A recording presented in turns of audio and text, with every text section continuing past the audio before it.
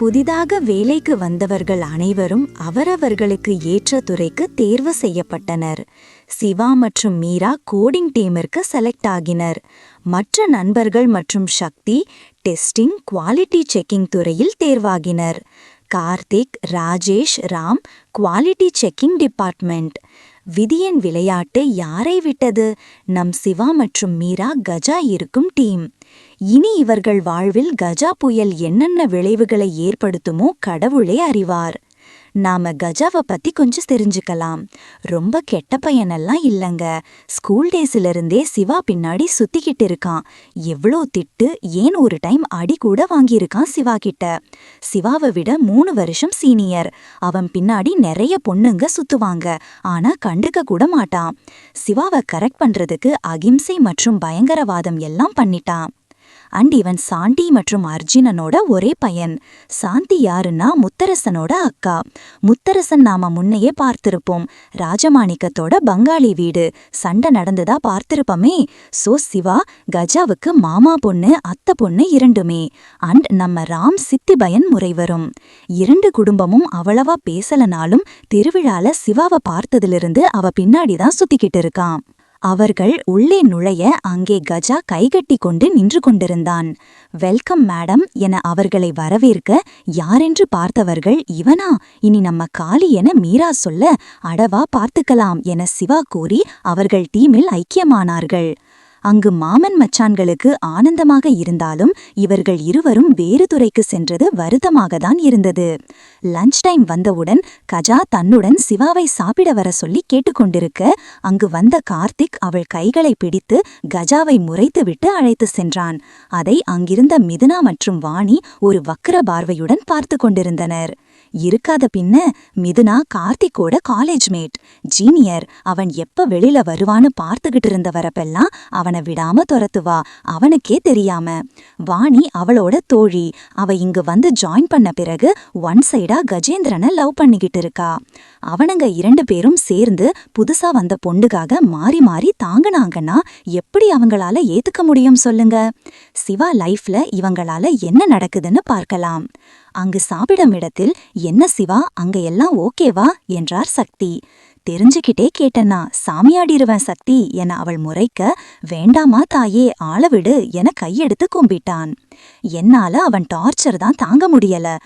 ஊமா வந்து டேபிள் கிட்ட நின்னுகிறான், இடியட் என வறுத்து கொண்டிருக்க, விடு சிவா, எல்லாம் 2 மாசத்துக்கு தான், அதுக்கப்புறம் அந்த தொல்லை இருக்காது என ராஜேஷ் கூற அனைவரும் அவனை கேள்வியாக பார்க்க, டே அதான் அவன் US போறான்ல என்க, அப்படியே அவன் இருந்த மட்டும் என்ன பண்ணிட முடியும் என சிவா கூற, அம்மா ஒத்துக்கிறேன் தாயே, உன்னை பத்தி மறந்துட்டேனா, யா எதுவும் பேசல என வாயின் மேல் விரல் வைக்க அனைவரும் சிரித்து பின் சகஜமா உரையாடினர். பின் மாலை கிளம்புகையில் ராம் அவளை வந்து அழைத்து சென்றான். இவளுக்கு என்ன போக தெரியாதா, ஒன்னும் தெரியாத பப்பா, இவனுங்க வேற அவளை பார்த்து உருகுறானுங்க என வாணி சொல்ல, ஆமாடி, இதுக்கு சீக்கிரம் ஏதாவது பண்ணணும் என பேசிக்கொண்டனர். அன்று மாலை சிவா மற்றும் ராம் ஆபீஸிலிருந்து கிளம்பினர். இதை கண்ட கஜாவோ எரிந்து கொண்டிருந்தான். எப்பாடுபட்டாவது சிவாவை தனக்கு சொந்தமாக்கிக் கொள்ள வேண்டும் என உறுதியெடுத்தான். ராம், இது நாம வீட்டுக்கு போற வழி இல்லையே, எங்க போறீங்க என அவள் கேட்க, ஏன் சொன்னாதான் மேடம் வருவீங்களோ என ராம் கேள்வி எழுப்ப திருதிருவென விழித்தவள் அமைதியாக அந்த பக்கம் திரும்பினாள்.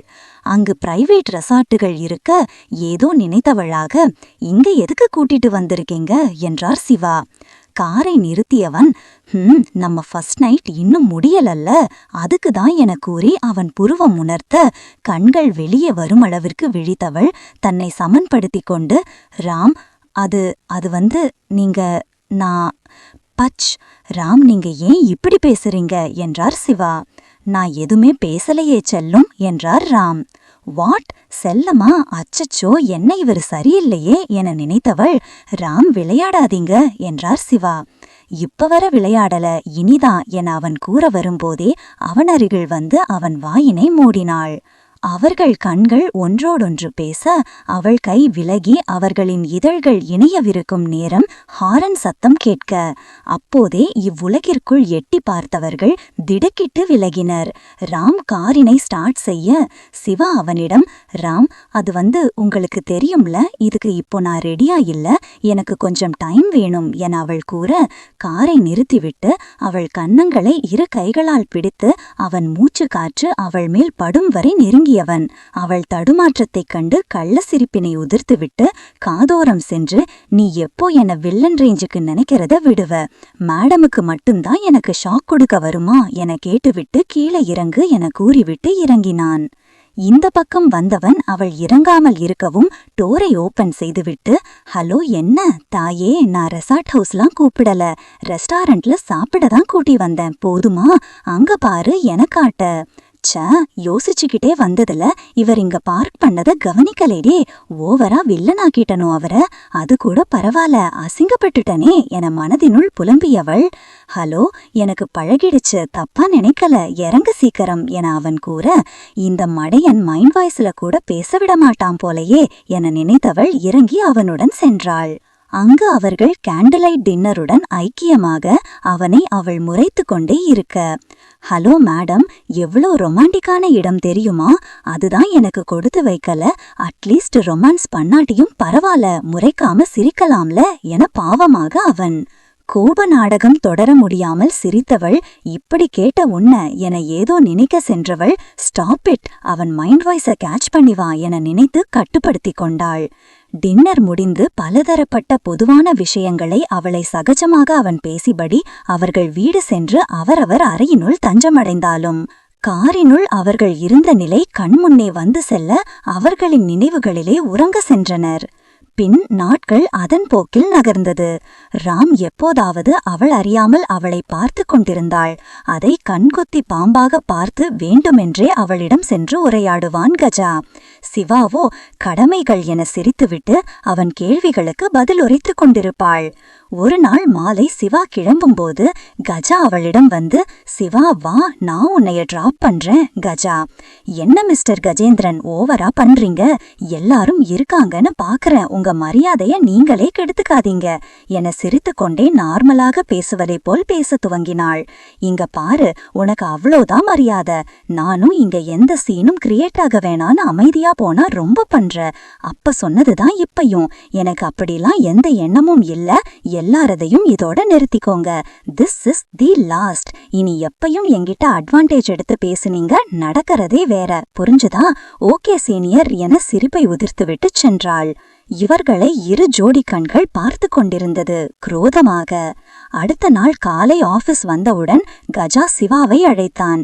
இவன் எதுக்கு இப்போ கூப்பிடுறான் என நினைத்து கொண்டே அவள் உள்ளே செல்ல, எதுக்கு வர சொன்னீங்க என அவள் கேட்க, ஐ எம் சாரி சிவா, நான் உன்னை ஹர்ட் பண்ணிருந்தா, எனக்கு தெரியும் நான் காலேஜ்ல பண்ணதெல்லாம், நான் உன்னை உண்மையா லவ் பண்ணேன், நாம மேரேஜ் பண்ண பிரச்சனையில இருக்க நம்ம ஃபேமிலி சேரும்னு நினைச்சேன், குலதெய்வ கோவில் ஃபங்க்ஷன்ல உன்னை பார்த்த போவே நீதான் எனக்கானவன்னு முடிவு பண்ண, பட் காலேஜ்ல அது டீனேஜ்ல மெச்சூரிட்டி இல்லாம நடந்துகிட்டேன், உனக்கே நல்லா தெரியும், அதுக்கப்புறம் நான் உன்னை டிஸ்டர்ப் பண்ணவே இல்லைன்னு, இங்க வந்த பிறகு சும்மா கடுப்பேத்தி பார்க்கத்தான் அப்படி பேசுனேன், அதுவும் என் அத்தை பொண்ணுன்றதால், மத்தபடி எதுவும் இல்ல, அந்த ஃபீலிங்ஸ்லாம் எனக்குள்ள இப்போ இல்ல, சொல்ல போனா நான் வேற பொண்ணை இப்போ லவ் பண்றேன், சோ அந்த டாபிக்கே நமக்குள்ள இனி வேணாம், நான் நேத்து கேஷுவலா தான் கேட்டேன் உன்கிட்ட, பட் நீ சீரியஸா பேசினப்பதான் தெரிஞ்சது நான் ஓவரா விளபியாடிட்டேன்னு, I am extremely sorry Siva, உன்னை டார்ச்சர் பண்ணதுக்கு இங்கனும் இல்ல காலேஜ்ல பண்ணதுக்கும் சேர்த்து,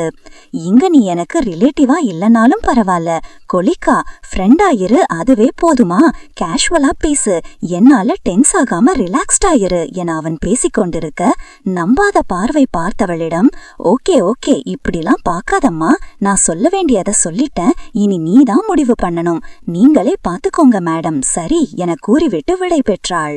என்ன இவன் இப்படிலாம் பேசுறான்? அவன் பேசுனதெல்லாம் உண்மையா இருக்குமோ? அவன் சொன்னது உண்மைதான். அதுக்கப்புறம் என்ன டிஸ்டர்ப் பண்ணல அண்ட் வேற பொண்ண லவ் பண்றான்னு சொல்றான். ஓகே, எல்லாருத்திட்டையும் பேசுற மாதிரி பேசுவோம். இன்னும் கொஞ்ச நாள்ல எப்படியும் கிளம்பிடுவான். நாம ஏன் ஓவர் ரியாக்ட் பண்ணும்? அப்படியே விட்டுடுவோம் என நினைத்து கொண்டு சென்றாள். அவள் வருவதை பார்த்த மீரா, என்ன மேடம், என்ன நடந்தது? வந்ததையும் டிஸ்கஸ் பண்ற அளவுக்கு அப்படி அவனுக்கு என்ன வந்தது? நேற்று அவசர வேலையாக மீரா சென்றுவிட நடந்தவை எதுவும் அவளுக்கு தெரியாது. சிவா அவளிடம் அனைத்தையும் கூற, இந்த அளவுக்கு மாறிட்டன்னா என்னால நம்ப முடியல சிவா. எதுப்பும் அவங்கிட்ட தள்ளியே இரு. அவங்கூட சவகாசமே வேண்டாம், சரியா? அவனெல்லாம் என்னால நம்ப முடியாது என அவள் கூற, சரி என்பதாய் தலையாட்டினாள். பின் கஜா அவளிடம் இதை பற்றி எதுவும் பேசுவதில்லை. ஆனால் அவன் ராம் சிவாவுக்கிடையிலான பார்வை பரிமாற்றம், ஒருவறியாமல் ஒருவர் கள்ளத்தனமாக பார்ப்பது, அனைத்தையும் கவனித்துக் கொண்டுதான் இருந்தான் அவர்கள் வெளியில் இருக்கும்போது. அனைவரும் வழக்கம் போல லஞ்ச் ஒன்றாக சாப்பிட்டு கொண்டிருக்க, மீரா சிவா ராமை அவன் அறியாமல் சைடடிப்பதை மறைந்திருந்தே பார்க்கும் மருமம் என்ன என காலாய்த்து கொண்டிருக்க, அவள் சொன்னதோ சிவாவைதான். ஆனால் ராமுக்கு தான் புறையேறியது. அவன் தலையை சிவா தட்டிவிட கையெடுக்க, அதற்குள் எட்டும் தூரத்தில் இருந்த அனிதா தட்டிவிட, அவளை சிவா முறைத்து கொண்டிருக்க, அதை பார்த்த மீரா அனி என கூப்பிட்டு கண்களால் சைகை காட்ட, சிவாவை பார்த்தவள் ஹே அண்ணாளி என அங்கேயே கூறிவிட, அனைவரும் சிவாவை பார்க்க, ராமோ ஓ மேடமுக்கு கோபம்லாம் வருதா, பொசசிவா இருக்காங்க என நினைத்தவன் கள்ள சிரிப்பினை உதிர்த்துவிட்டு சாப்பிட துவங்கினான். மிதுனா அங்கு வர, ஹாய் ராம் என அவனை அழைக்க, ஹே பெஸ்டி என ராம் அவளை கூப்பிட்டு அருகில் அமர வைத்து சிவாவை கடுப்பேத்துவதற்கென அவன் அவளிடம் பேச, கடுப்பானவள் பாதியிலேயே வேலை இருப்பதாக கூறி எழுந்து சென்றாள். அப்படி வா வழிக்கு என நினைத்து கொண்டிருக்க, அனைவரும் செல்ல எத்தனிக்க மிதுனா ராமை அமர சொன்னாள்.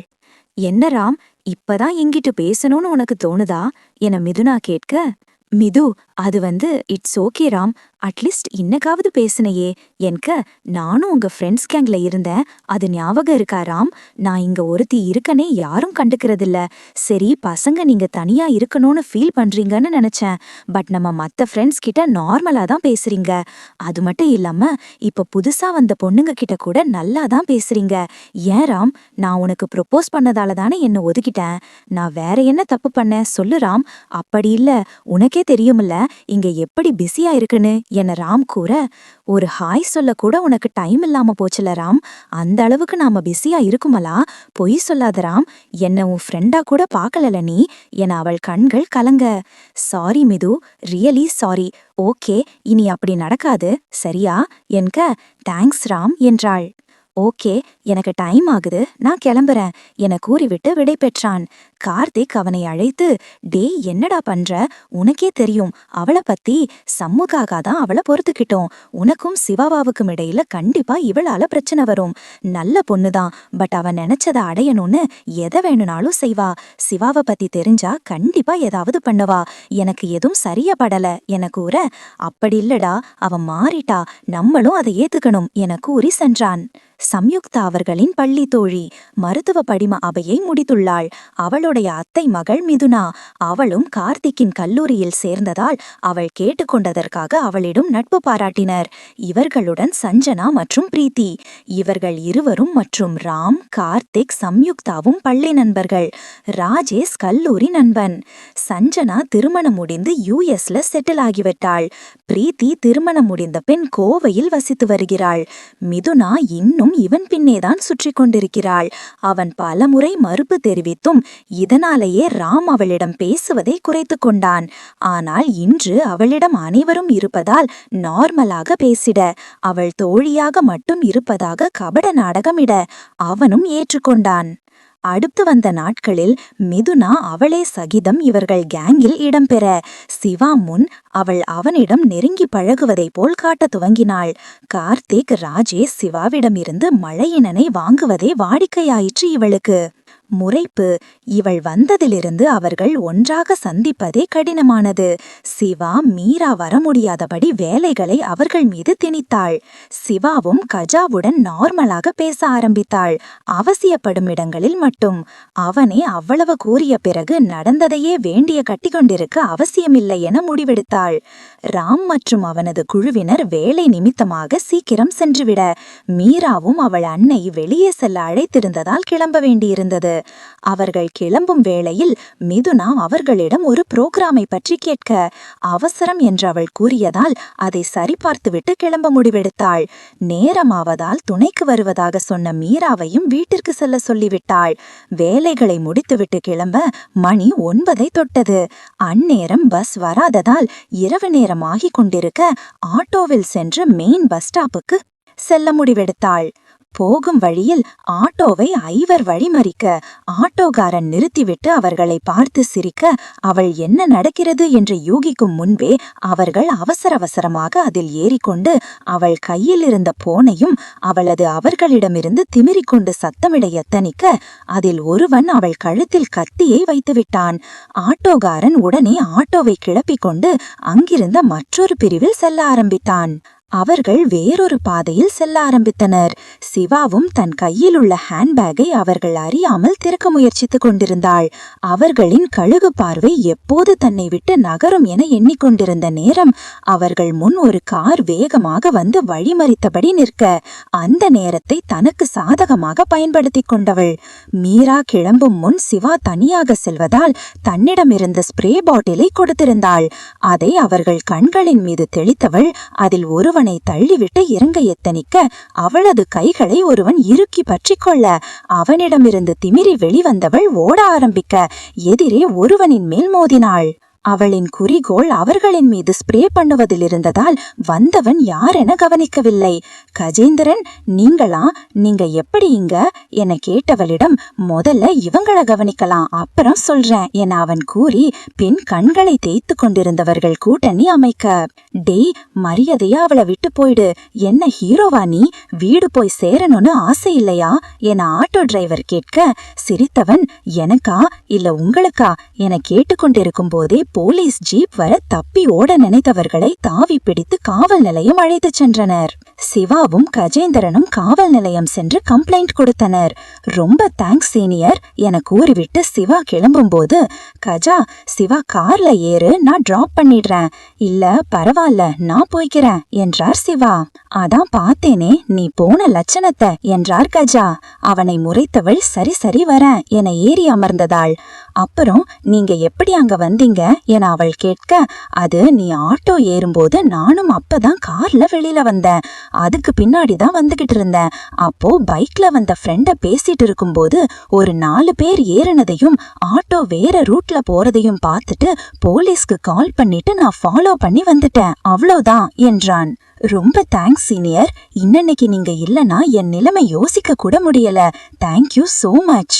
என்ன ஜூனியர், எதுக்கு தேங்க்ஸ் எல்லாம்? நோ தேங்க்ஸ் ஓகேவா என அவன் கூற சரி என தலையாட்டினாள். வீட்டிற்கு வந்த ராம் சிவா இன்னும் வராததை கண்டு அவளுக்கு போன் செய்து கொண்டிருந்தான். இந்நேரம் வந்திருக்கணுமே, ஒருவேளை பஸ் மிஸ் பண்ணிட்டாளோ, போன் வேலை போய் மாட்டிக்குது, கிளம்பி போய் பார்க்கலாமா என எண்ணிக்கொண்டே நடந்து கொண்டிருக்க ஹேட்டிற்கு வெளியில் ஒரு கார் வந்து நின்றது. அதிலிருந்து சிவா இறங்கி வர அருகில் இருப்பவனை கண்டவன் கடுப்பாகிதான் போனான். தேங்க்ஸ் சீனியர், வாங்க வீட்டுக்கு டின்னர் சாப்பிட்டு போங்க என அவள் கேட்க, இல்லம்மா தாயே, அப்புறம் உன் அத்தை பையன் அவ்வளவுதான் என்றான் கஜா. என்ன சீனியர், அவர் எதுவும் சொல்ல மாட்டாரு என்றார் சிவா. பரவாயில்ல சிவா, இந்த சான்ஸ் நான் இன்னொரு நாளைக்கு சேர்த்து வச்சுக்கிறேன். அப்போ கண்டிப்பா என் கூட சாப்பிட நீ வரணும், அது போதும். நான் உன் அத்தை பையன் கிட்ட சண்டை போட விரும்பலமா, ஆள விடு என்றார் கஜா. ஓகே சீனியர், டன் என கட்டை விரலை உயர்த்தியவள் அவனை அனுப்பிவிட்டு உள்நுழைந்தாள். அவள் உள்ளே நுழைந்தவுடன் ராம் கார்த்திக் இருவரும், என்ன சிவா ஏன் இவ்வளோ லேட் என கேட்க அவள் நடந்தவற்றை கூறினாள். நல்ல நல்ல வேளை அண்ணா கஜேந்திரன் வரலனா என நிலைமை என்ன ஆகிருக்குமோ என அவள் நடந்ததை கூறிக்கொண்டிருக்க, சரி வா சிவா, நீ சாப்பிட்டு இருக்க மாட்ட என ராம் அவளை அழைக்க, இல்ல எனக்கு சாப்பிட்ட தோணல, வேண்டாம், டயர்டா இருக்கு, நான் போய் ரெஸ்ட் எடுக்கிறேன் என அவள் மேலே சென்றாள். ராம் கார்த்திக்கிடம், இது எப்படி நடந்தது மச்சி? அவனுங்கள சும்மா விடக்கூடாது, ஸ்டேஷன்ல தானே இருப்பானுங்க, நம்ம இனியன் கிட்ட ஆபீசர் கண்ணகினியன் என்னோட அடுத்த கதையோட ஹீரோப்பா, இத பத்தி பேசணும். அவ வெளியில் தைரியமா இருந்தாலும் பயந்து போயிருக்கான்னு தோணுது. எப்பவுமே இப்படி சோர்ந்து போய் சாப்பிட்டமா படுக்க மாட்டா என்றான். ஆமா ராம், நாளைக்கு போய் பார்க்கணும், அவனுங்கள ஒரு வழி பண்ணணும் என அவன் கூறிவிட்டு சென்றான். சிறிது நேரம் கழித்து பாலினை காய்ச்சி டம்ளரில் ஊற்றிக்கொண்டு மேலே சென்றவன் கதவினை தட்ட பதில் வராததால் கதவை திறந்தான். என்ன இப்பெல்லாம் மேடம் தாழ் போடுறதில்லையா என நினைத்து கொண்டு உள்ளே செல்ல, அவள் அந்தப்புறமாக திரும்பி யோசனையில் இருக்க, மேஜையில் பாலினை வைத்துவிட்டு அவள் அருகில் சென்று நின்றவன் கூப்பிட திடுகிட்டு திரும்பினாள். ஹே ரிலாக்ஸ், நான் தான் என அவள் அருகில் அமர அவனை கட்டிக்கொண்டாள். அவனும் ஆதரவாக அவள் தலைமுடியை வருட, அவ்வாறே 5 நிமிடம் இருந்தவள் தன்னிலையுணர்ந்து டக்கென விலகினாள். அது ராம் சாரி என அவள் உளர, ஹலோ மேடம், இப்ப எதுக்கு சாரி? நான் தப்பா நினைக்க மாட்டேன் தாயே, ஃப்ரெண்ட்லி ஹக்கா எடுத்துக்கிறேன், போதுமா என அவன் கூறிய விதத்தில் சிரித்த அவள் சரி என மண்டையை ஆட்டினாள். பின் அவனிடம், இந்தாங்க சிவா, மேடம் நீ பசி தாங்க மாட்டேன்னு தெரியும், இந்த பாலையாவது குடிச்சிட்டு படு என்க, இல்ல வேண்டாம் என்றவளை கட்டாயப்படுத்தி குடிக்க வைத்தான். ராம், உங்களுக்கு தெரியுமா நான் எவ்வளோ பயந்தனேன்னு? ஒருத்தர் 2 பேரா இருந்தா சமாளிச்சிருப்பேன், 5 பேர் தெரியுமா? உங்களுக்கு கால் பண்ணலான்னு நினைச்சப்ப மொபைல பிடுங்கிக்கிட்டாங்க, நான் ரொம்ப பயந்துட்டேன் என கூறிக்கொண்டிருக்க, ஹே லூசு, இவ்வளோ பயமா இருக்க, இத மறைச்சிட்டு உன் பாட்டுக்கு மேல வந்து தனியா உட்கார்ந்திருக்க, நான் வரலனா இப்படியேதான் இருப்ப போல, நீ தைரியமான பொண்ணுன்னு எனக்கு நல்லாவே தெரியும், ஆனா அத்தனை பேர் இருக்க எதுவும் பண்ண முடியாது, பட் ஏன் முன்னாடி உன் பயத்தை நீ மறைக்க தேவையில்லை, நீ எப்படி உள்ளக்குள்ள இருக்கையோ அது மாதிரி என்கிட்ட நடந்துக்கோ, புரியுதா? நமக்குள்ள எந்த ஒளிவு மறைவும் இருக்க கூடாது, அண்ட் இத நான் ஒரு நல்ல ஃப்ரெண்டா தாமா சொல்றேன் என அவன் சொல்ல தலையை ஆட்டினாள். நல்லா தலையாட்டு என அவன் கூற, சரி சாரி ராம், இனி இப்படி பண்ண மாட்டேன் என்றாள். சரி நீ தூங்கு, நாளைக்கு லீவ் அப்ளை பண்ணிடு என கூற, இல்ல ராம் எனக்கு போர் அடிக்கும், நானும் வரேன், லீவ்லாம் வேண்டாம் என அவள் கூற, சரி உனக்கு ஓகேனா வா என்றான். சரி சிவா, குட் நைட், சீக்கிரம் தூங்கு என கூறிவிட்டு அவன் செல்ல எத்தனிக்க, ராம் உங்க ஃப்ரெண்ட் தூங்குறவரை இருக்கணும்னு நினைச்சிங்கன்னா இங்க இருந்துட்டு போலாம் நீங்க என அவள் கூற, ஓ நாங்க நினைக்கிறமாக்கும், இருங்கன்னு சொன்னா இருக்க போறேன், அண்ட் நான் நினைச்சா நீ தூங்குறவர் இல்ல செல்லும், டெய்லி உங்கூட இருக்கணும்னு நினைப்பேன் என மனதினுள் பேசியவன், ஆமா நீ தூங்குறவர் இருக்கணும்னு நினைச்சேன் என அவள் அருகில் அமர, அவன் அருகில் இருப்பதால் பாதுகாப்பாய் உணர்ந்தவள் சிறிது நேரத்தில் நித்திரையில் மூழ்கினாள். அடுத்த நாள் எழுந்து பார்க்க, அவளது அருகில் உட்கார்ந்தவாறே உறங்கிக் கொண்டிருந்த ராமை தன் முட்டை கண்கள் முழுவதும் விழித்து கொட்ட கொட்ட பார்த்து கொண்டிருந்தாள்.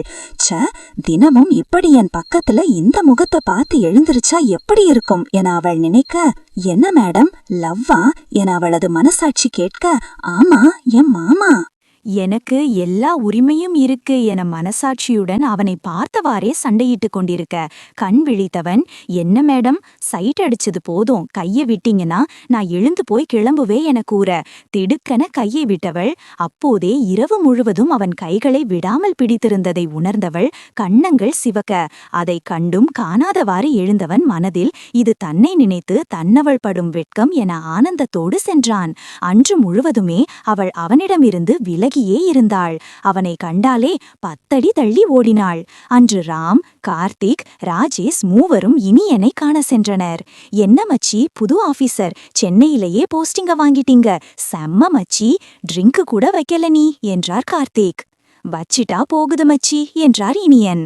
காலேஜ் முடிச்சதுல இருந்து ஆளே தனியாக்கிட்டாடா, நாங்களாம் இருக்கமானு கூட கண்டுக்கன, டெல்லி போனதுக்கு அப்புறம் என்றார் கார்த்திக். சாரி மச்சி, அதான் இப்ப வந்துட்டேன்ல, இனி பாரு என்றான் இனியன். நண்பர்கள் தங்களுக்கு சில நிமிடங்கள் ஒதுக்கிய பின் வந்ததை பற்றி பேச ஆரம்பித்தனர். அவனிடம் அனைத்தையும் கூறி விவரங்கள் கேட்க விசாரித்த இனியன், நேற்று அவ்வாறு ஒரு சம்பவமே நடக்கவில்லை என கூற வாயடைத்து போனர். பின் இதிலேதோ தவறு தனந்திருக்கிறது என யூகித்தனர். பின் நண்பர்கள் லஞ்ச் அங்கேயே முடித்துவிட்டு அலுவலகத்திற்கு திரும்பினர். என்ன சிவா, இவங்க 3 பேரும் எங்க போனாங்க? சக்தி அணி கூட வேலை இருக்க கூடன்னு சாப்பிட்ட வரல, ஆனா இசங்க கண்ணுல கூட படலையே. தெரியல மீரா, ஒருவேளை ஸ்டேஷனுக்கு போயிருப்பாங்களோ என சிவா கேட்க, அங்க எதுக்கடி என கேட்ட மீராவிடம் நடந்தவற்றை கூறினாள். சிவா, சாரினா, நான் உன்னை தனியா விட்டு போயிருக்க கூடாது என அவள் கண்கள் கலங்க, லூசு, இதுல உன் தப்பு என்னடி இருக்கு, நானே தைரியமா இருக்கேன் என கூறிக்கொண்டு மீராவை சமாதானப்படுத்தி கொண்டிருந்தாள். அப்போது கஜா அவர்களின் அருகில் சாப்பிட அமர அவனிடம் மீரா நன்றி கூறினாள். ஹே, தேங்க்ஸ் எல்லாம் எடுக்கு என கஜா கூற மூவரும் நார்மலாக பேச ஆரம்பித்திருந்தனர். சிவாவிடம் இதை பற்றி எதுவும் சொல்ல வேண்டாம், சொன்னா பயந்துடுவா, என்ன நடந்ததுன்னு நாம தான் கண்டுபிடிக்கணும், யாரோட சதிவேலைன்னு பார்க்கணும் கார்த்திக் என்றார் ராம். ஆமாண்டா, எனக்கு அந்த கஜேந்திரன் மேலதான் சந்தேகமா இருக்கு. அவன் எப்படி கரெக்ட் டைம்க்கு போனா? அவன்தான் போலீஸ்க்கு சொல்லியிருக்கான், அவங்களும் வந்திருக்காங்க, இவங்களும் ஸ்டேஷனுக்கு போயிருக்காங்க, ஆனா அப்படி எதுவும் நடக்கலன்னு சொல்றாங்க ஸ்டேஷன்ல. என்னன்னு பார்க்கணும், இனி சிவாவை அண்ட் யாரையும் நைட் டைம்ல தனியா விடக்கூடாது எங்கேயும் என பேசிக்கொண்டு சென்றனர். அலுவலகம் மேலிடத்தில் பேசி பாதுகாப்பை மேம்படுத்த ஆவன செய்தனர்.